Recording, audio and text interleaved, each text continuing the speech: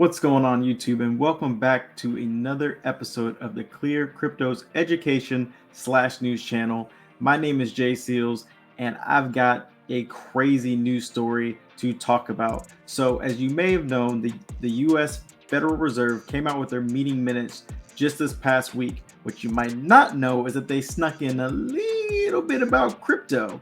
So let's get into it. The US Federal Reserve minutes show more rate hikes coming and concern about stablecoin risks. So we've hammered home the meeting minutes. We know more rate hikes are coming. We know inflation is still their top concern. However, they have a little bit of concerns about crypto.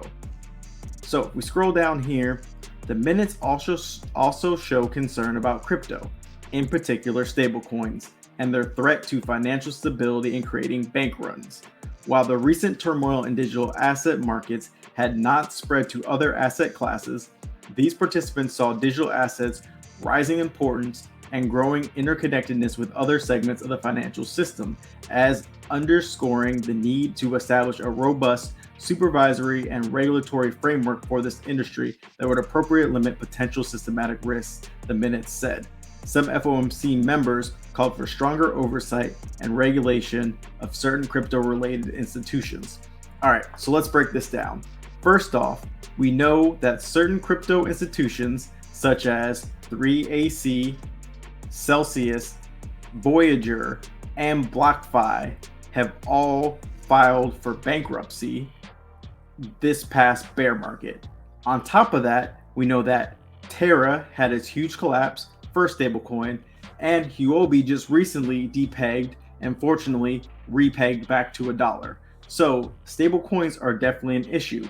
We also know that crypto is attached to the stock market, whether we like it or not. However, crypto doesn't affect the stock market, but it does have a part to play in the stock market. So that's what it's talking about when it's talking about interconnectedness between other financial systems.